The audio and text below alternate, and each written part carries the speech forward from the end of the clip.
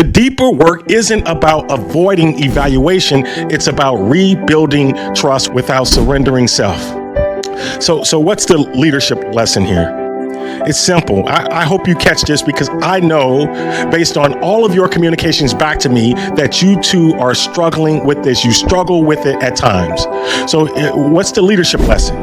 It's simple, but it's critical. Tools are only as effective as the relationships that deliver them. Growth isn't just about being open to feedback. It's about building enough trust for that feedback to actually land.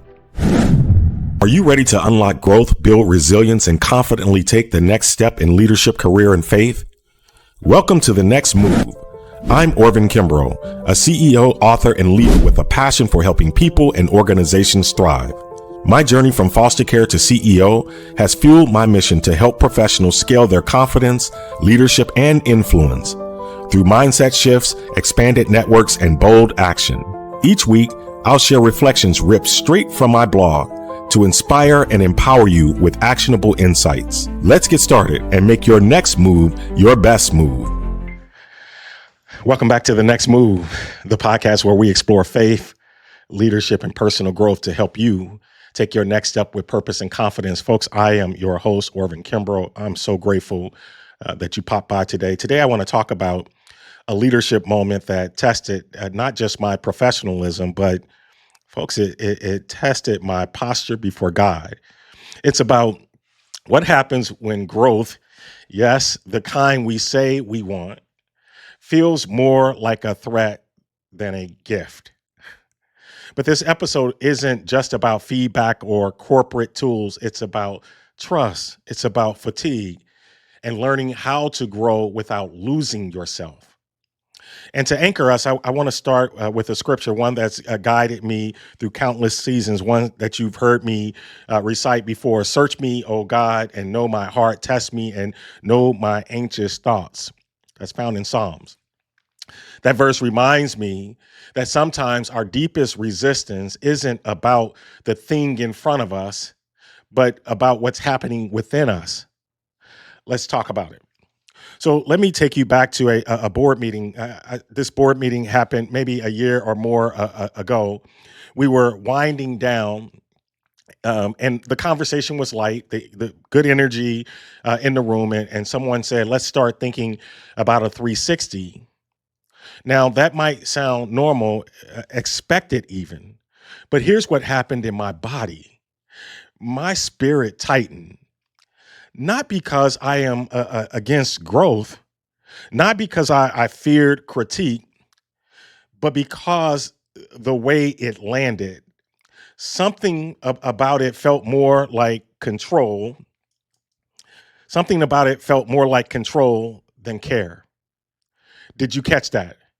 It wasn't the tool itself, it was the energy behind it. And I would say it was the collective, the aggregated energy from years. You see, on paper, we've had a strong run, no major breakdowns, no glaring gaps. So part of me thought, well, what's the real intent here? And I know I'm not alone in that thought, especially for leaders like me. If you are first gen, if you are Black, if you are rural, if you are somebody who isn't typically in the room, if you are walking into rooms not built with us in mind, folks, context is everything. Because you don't just hear what is said, you hear everything the moment carries. You hear the invisible tax, the years of code switching, the times when your confidence was mistaken as arrogance, and you actually have to justify it. And let me be clear, I get evaluated all the time, have always gotten evaluated. I welcome insight, I invite challenge, I reflect on it, but this felt different. This felt like something being done to me, not with me. And when you fought for credibility in systems that never presume your excellence, you learn to listen with a different ear. We like to say things like, 360s, well, they are neutral, they are objective, they are good for growth, and maybe they are for some. But for those of us who've always had to scan the room before speaking, change our tone to seem more palatable, or double check if our boldness might be misread, neutral feels like a luxury. Because even the best tools, when delivered without trust, can feel like surveillance, not support. I hope you caught that one too. The what, the what might be right, but if the how and who are off, growth feels like punishment. Now, here's the shift I had to make in my own spirit. I stopped seeing the 360 as a one-time inspection and started seeing it as a 5-year mirror, a leadership map, a tool that could help me grow into the next version of myself, not just defend the current one. And folks, that changed everything because I'm not interested in being evaluated to death. I'm interested in becoming as a leader and as a man of God. I'm interested in becoming. Search me, oh God, test me, know my anxious thoughts. That verse doesn't just say, judge me. It says, know me. And that's what I needed. I needed to be known, not just measured. But here's the deeper tension. I'm going deeper now. When you've lived in hyper awareness, always watching body language, always reading the room, always guarding your tone, suspicion becomes a survival skill.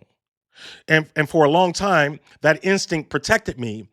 It was intelligence born out of necessity. But the same suspicion that once saved you can also keep you from trusting the very growth that could free you. Oh, I hope you caught that one. So I had to ask, was I resisting the tool or was I resisting the system behind it? And if it was the system, do I reject the tool altogether or do I use it to reshape the system? Folks, that's when I realized the 360 evaluation wasn't the enemy. My fatigue was. I wasn't afraid of feedback. I was tired of faking neutrality, tired of leading strong while feeling unseen, tired of trusting tools without trusting the people who hold them. Did you catch this? The deeper work isn't about avoiding evaluation. It's about rebuilding trust without surrendering self. So what's the leadership lesson here? It's simple. I hope you catch this because I know, based on all of your communications back to me, that you too are struggling with this. You struggle with it at times. So what's the leadership lesson? It's simple, but it's critical. Tools are only as effective as the relationships that deliver them. Growth isn't just about being open to feedback. It's about building enough trust for that feedback to actually land. So if you're leading someone, especially someone who's historically been overlooked, someone who's been historically underestimated, bring trust first. Bring context, bring care, bring Psalm 139 with you, and seek to know their heart, not just evaluate their performance. Oh, this is a word for somebody. Seek to know their heart. And here's a word to leaders like me. If you're like me, if you're black, you're rural, you're urban, you're first generation, you're high performing and carrying more than most people can see, you might be saying no to things not because they're wrong, but because you're tired. Tired of being misread, tired of defending what others are simply allowed to express, tired of performing, tired of performing strength when you'd rather be just real. Folks, I see you. I see you. I see you. I see you, but I also want to encourage you. Don't let past harm rob you of future growth. Say yes to the right tools, but demand better context. Say yes to deep feedback, but only when it's grounded in relationship, not suspicion.